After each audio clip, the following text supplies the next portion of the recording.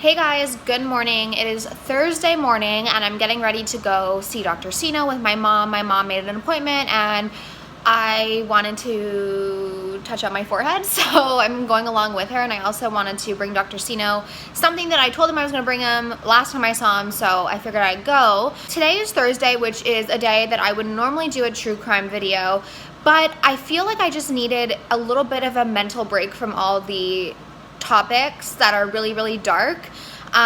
Even though, you know, I've been interested in serial killers and true crime for as long as I can remember, when I'm researching these cases, I go back to the beginning. I look at, you know, every legit document I can. I look at crime scene photos. I try and get a lot of information from both sides. As an example, when I did Amanda, oh my god, look at my bananas. I need to make banana bread or something. When I did my video last week about Amanda Knox, not only did I look at it from the side of Meredith Kercher's family, I also looked at it from the side of Amanda Knox's family, from the side of whether people think she's innocent, from the side where people think she's guilty, all the crime scene stuff. I'm sorry if I disappointed anyone. I really don't want to do that. I would really love to pre-film a bunch of true crime videos. It's just so hard with the amount of research that I do. I think it's important to listen to yourself mentally, but I just decided to listen to myself mentally this week and not do one this week. I'm sorry if that disappoints anyone. Not only, of course, am I working on advocating for Daniel Holtzclaw and coming up with videos for him and exoneration videos to bring awareness to his case, because you guys know I'm so passionate about the injustice that Daniel Holtzclaw experienced, because I just cannot believe that he was actually convicted. I mean, I can believe it because of the social climate, the investigation, the shoddy investigation. I understand how it happened. It blows my mind that this can happen and does happen, not just to Daniel. I'm also really excited because if you're in Montreal this weekend, Tony, Michelle, and I will be at the Monkland Street Festival. I will leave all the information down below. We have a tent for Signet, so you can come purchase Signet in person, meet us. We'll have lemonade, really cute straws. It'll be a really fun time. So if you are in Montreal and you want to stop by the Monkland Street Festival, there's going to be tons of vendors, food, and yeah, I'm really excited. I've actually never been to the street festival, but I'm sure it will be a fun time. What I am going to do in this little vlog is, instead of sitting down and filming this super long Sephora video that, you know, okay, first of all, I have so many thoughts on the Sephora sale, which I'll talk about later, but I'm not going to sit down and do a whole sit-down video about what I recommend. The past videos I've done, like in April and last November, I still love all those products. So I'm not going to focus too much on the products that I've already talked about many times. I'm going to focus on my newer products that I've been using this past summer, because I haven't really shared that many of my favorites with you guys. So I'll be doing that later on in this video when I get back. I just have my espresso that I'm drinking. Hey guys, so I just got home from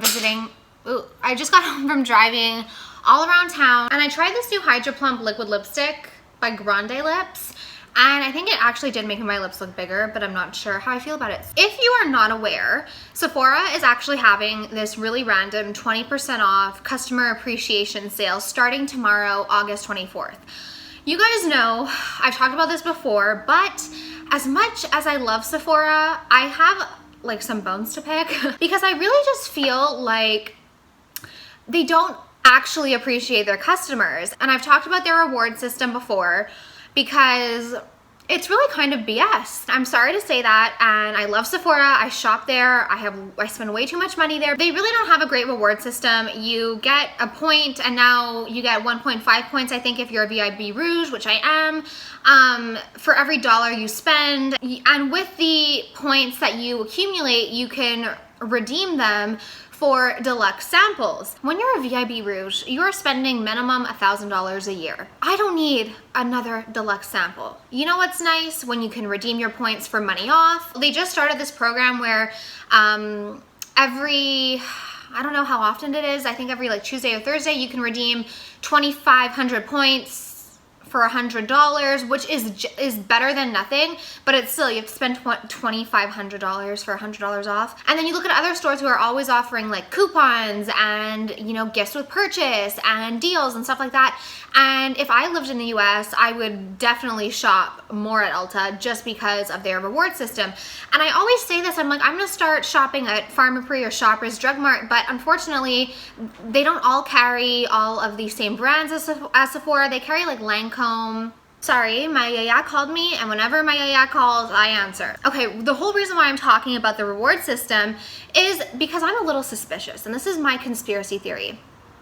I think sales are down for Sephora. I have noticed lately that they've been adding so many new brands to their roster, and that's good because it's easier to purchase, and you know, they make shipping for VIB Rouges really, really easy. But on the other hand, I feel like they're kind of, I don't know, they don't really have a clear brand message anymore. Then they're bringing in like MAC, and they're bringing in Kiehl's, and they're just trying to get everyone, so they all shop at Sephora. That's my theory. But I think the issue is a lot of people are shopping elsewhere. I know in the US, like I said, you have Ulta, which has a great reward system. And then Nordstrom in the States also has a lot of good makeup brands and brands that can be found at Sephora, at least to my knowledge. So maybe more people are shopping at Nordstrom, getting their, doesn't Nordstrom have points, or using their Nordstrom card or whatever. I just find it really interesting that Sephora is, you know, I feel like this is the first time they've had this sort of sale. I still love Sephora, but at the same time, I'm like, this is so interesting. And it's really interesting to me to see the whole evolution of the beauty community, especially recently with all that Manny, MUA, and Gabriel Zamora, like all that drama. I really hope that, you know, I hope that from this, you know what, this whole thing kind of feels like, I don't know, the fall of the beauty community. And I feel like maybe now we can start rebuilding, and like people can come back down to earth and not act like such entitled assholes. I think that would be really great, because I feel like I've been on YouTube for, it's gonna be 10 years in September. I've seen how it's grown, how it's changed, the different phases. And to me, over the past couple of years, it's just become like not a community that I really identify with or want to be a part of. I think egos got in the way, and it's just like, you have to remember why you started. And so I kind of hope that this whole thing that started has kind of become like a little bit of a renaissance. Yeah, that's just my little conspiracy theory on Sephora. But with that said, the sale is happening tomorrow, and I do have some things I need, so I'm a glutton for punishment, I guess, and I will be placing an order. So, you know, I do these videos for pretty much every sale that's in November and that's in April. Since this is a little bit of a random sale, I'll leave all the sale info down below. I think you can just use the code once, so make sure you're getting all your orders in. It was kind of sprung on us, and I also didn't want to make a video repeating exactly what I said in April. I do have some new products that I've been using, and I realized that I hadn't been sharing as much over the summer because I kind of took like a little bit of a distance. I have some new favorites that I'm going to share with you, and I still love everything that I mentioned in the past videos, especially like most recent. If you want to see that, I'll link it down below. But I mean, how many times do you need to hear me talk about the vitamin C serum, even though I will talk about it? So I broke it up by skin. I'm just going to quickly gloss over the products I've already talked about, and then go into a little bit more detail on the products that are new that I picked up this summer, and some I don't even think I've shown you guys ever. So for makeup removers, my favorite type of makeup remover is a balm. I really like the pharmacy makeup removing balm. I think it's called Clean Screen or something like that. I really like it. I've used like 2 or 3 tubs of it. A longtime favorite of mine though is the Biotherm balm. It's in a little pink tub. It lasts a really long time, gets all your makeup off. I think depending on which is a better value for my money, I will pick up one, because lately I've just been using, I've just been double cleansing, but I do miss having that oily feel. In terms of cleansers, I talked about this in my last favorites video, and over the summer I have been loving the Sunday Riley ceramic slip clay cleanser. And I was sent this by Sunday Riley, and it was always a product that I was not that interested in, because I thought it was going to have like a sulfury clay texture, but it actually has the texture of a typical cleanser, and it's really good at cleansing your pores because of there's clay. It brightens and it just like purifies your pores, and I really like it, and I would definitely repurchase it. I'm almost done my bottle, so maybe I'll stock up on that. The next thing is some serums. So you guys know I am a huge fan of the Drunk Elephant Vitamin C Serum. I don't think any compares. And when I went a few weeks ago to restock on mine, they were sold out. So luckily I waited it through, and I will be purchasing it with a 20% off coupon. But the Drunk Elephant Vitamin C is hands down my favorite serum ever. Another serum by Drunk Elephant is their TLC Night Serum. And I kind of took a little bit of a break from using acids every single night, and I've been using things that might have more like hyaluronic acid, which is a little bit more moisturizing and plumping. That's kind of what I was doing over the summer. I would use my TLC night serum maybe like 2 or 3 times a week instead of every night, but I do love that serum still. Another serum that I use interchangeably with the TLC is the Sunday Riley Good Genes. It's a chemical exfoliant product, so it's really good at resurfacing your skin and keeping your skin looking nice and fresh. And what's also really cool is if you mix like 1 pump of the clay cleanser and then 1 pump of the Good Genes, you can do a flash facial, so you can kind of make 3 products out of 2, or if you have one, you can purchase the other, you know, do the mask. And a serum that I've been using, I don't have it, it's in the bathroom. A serum that I've been using and loving is the Estee Lauder Advanced Night Repair. It is actually the first serum that was ever created, night serum, and I am a huge trivia buff. I love trivia, and for me that's such a cool fact to know that it's the first night serum that was ever created. It's also the first serum that was made with hyaluronic acid, so it's really moisturizing, really plumping. It also has a vitamin C, I believe, for brightening. Another moisturizer that I used a lot this summer though is the Sunday Riley Tidal. I actually finished my big jar and I found this little sample one, so I'm using this. But in the summer, I have combination skin, and in the summer I tend to be a little bit more oily, so I like to use creams that aren't super, super heavy. So I've been using Tidal. It's a brightening enzyme cream. There's, I believe, papaya extract, so it's sort of naturally exfoliating. Also, hyaluronic acid, also, so super moisturizing. There's also a set that comes with the Tidal moisturizer and the autocorrect eye cream, I believe. I've been using the autocorrect eye cream by Sunday Riley and the Estee Lauder Advanced Night Repair eye serum, eye complex. I like these both. This one I feel like I use on days when I'm puffy or have really, really dark under eye circles.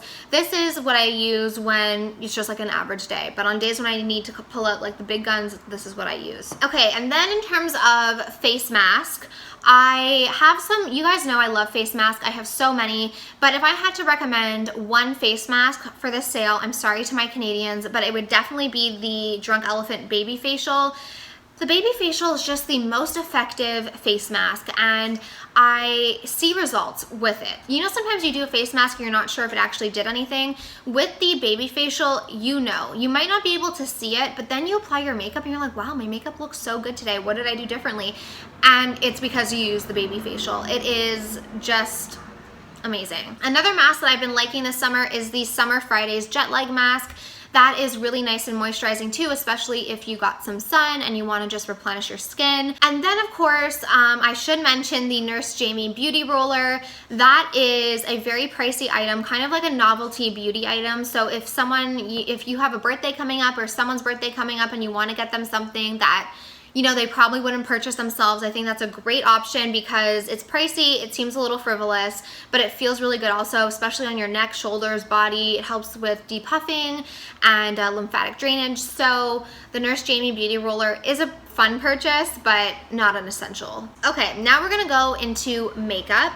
The first thing I wanna mention is sort of like a skincare product because it's an anti-pollution, do you hear the trucks? They're building something around here. The Sunshine Serum, and I got this a few, I don't know, weeks or days before it was released, and this is such an amazing product to mix into your SPF if you just want like a light wash over your face and don't want to use foundation, to mix into your foundation if your foundation's a little light for you, to apply just bare onto your skin or mix into body lotion. It is a great product. It just gives you the most sun-kissed wash all over your face. It's really amazing. And then I'm going to talk about some foundations that I've been loving this summer. Early in the summer, I did a first impressions of the YSL Touche Eclat All-in-One Glow Foundation. I love this foundation. I still do. I really like mixing this with a foundation like the Armani Luminous Silk or maybe a more matte foundation because it is pretty glowy, but it has a beautiful finish. I can't tell you how many people have messaged me saying this is an amazing foundation. It is great. I would say it's like medium to fullish coverage, but I do use a concealer, so that does add some coverage, but this is a beautiful foundation. Of course, an old classic for me, Armani Luminous Silk. I always come back to this. This is like my all-time favorite foundation. And then this I know is a controversial product, but everyone was really upset with Beauty Blender, but I suggest everyone go look at the shade ranges of Armani Luminous Silk, of a bunch of very loved foundations. Go look at their shade ranges before you're gonna come for Beauty Blender, okay? It's obvious that beauty brands should cater to each and every skin tone. I think it is a beauty industry standard problem. I don't think it is necessarily a brand problem. I know a lot of people gave Beauty Blender a lot of flack when they came out. I don't remember how many shades. I feel like it was something like 30 maybe. Let me just go look how many shades Armani Luminous Silk has, because everyone has no problem. Even Jeffree Star, I feel like he's talked about Armani Luminous Silk. Yeah. Go look at their shade ranges. 1, 2, 3, 4. So 30 shades, and there looks to be about 3 dark shades. So everyone is so quick to come for Beauty Blender, and I'm sorry, this is a controversial opinion. Go look at the best-selling foundations. Estee Lauder actually does have a crazy shade range. They actually have 56 shades, which is amazing. Even Too Faced. Jackie Aina and Too Faced came out with a bunch of new shades for the Born This Way foundation, which is amazing. But if you go look at Too Faced other foundations, like go look at their shade range for their Peach Perfect foundation, okay? So I actually have been really liking the Beauty Blender foundation, especially mixed in with foundations that are a little bit more dewy, like the Luminous Silk. Don't love the packaging because, as you can see, it gets really dirty, and I don't always like use that, so I've been using this. Another foundation that I just want to touch on is the Makeup Forever Matte Velvet Skin. Let me know how you guys apply this, because I applied it with a Beauty Blender and my face looks so dry. So let me know how you feel about this. I know some people love it, and I want to know your thoughts. The setting powder that I've been using recently is actually another controversial product, and it is the Huda Beauty Pound Cake. And if you want to know my thoughts on this drama, how we bake our face is baking, right? Baking, you think of baked goods. It's not a crazy like leap. I get why people were upset because Beauty Bakery is an independent brand. They had, you know, a concept like Beauty Bakery, and then they do their baking powders. I get it. However, how I feel about this is baking and naming it after baked goods isn't a far stretch. But with Huda's other products, like her foundation line, all the shades are named after baked goods. So it kind of like goes together, you know? If she would have named this like Santorini Sand, would people have been upset? No. It's not like she packaged them in like a little mixing bowl and did, you know, completely copied that brand's image. Personally, easy bake, loose bake, that's just my opinion. I really do like this powder though. It's really great for baking, and I love how they have their like a little mesh thing at the top. The next thing is a bronzer, and this is by Marc Jacobs. This is a really hard to find product. I got it, and I got one for Tony, and I gave myself the one that is effed up because it's cracking down the middle and has a dome, and apparently that's not normal. So I went to Sephora to see what they said. They didn't have any to exchange, or else I could have just exchanged it. So I'm gonna email Marc Jacobs, like their customer service on their website or whatever, like some of you told me to do, and see what they can do, because for like almost $70, I don't want it to crack and then it be a mess. And then for eyes, you guys know I love the Tweezer Matte Eyelash Curler. I love the Tarte Fake Awake Pencil, the Cosmetics Tightline, the Milk Kush Mascara. I talked all about those in my last favorites video, and they're still big favorites of mine. And then in terms of lips, I've talked about these all so much before. Lancome Ideal Lip Liner, Bare Minerals Wink, of course, and then I love my peachy glosses. My favorite is Marc Jacobs French Tickler or Makeup Forever Plexiglass in color 202. I also love Caramel Pop by Clinique. You guys hear me talk about that all the time. And then in terms of perfume, I get asked a lot about my favorite perfumes. My top 3, I actually have a few. Replica by The Fireplace. I saw that they also have a candle, which I didn't know. That probably smells so good for the fall and winter. Tom Ford Soleil Blanc, Clean Beach Day, Replica Beach Day. I'll link them all down below. And in terms of I want to get, of course, Drunk Elephant Vitamin C. I need a new eyeshadow primer because I ran out of mine, and Benefit just came out with this really cool concept eyebrow pencil that I'm planning on picking up as well. So that's pretty much my list. As always, links to everything I mentioned will be listed in the down bar down below, along with my shades if they're relevant. And yeah, let me know what you guys are planning on picking up and what you think of Sephora's random sale.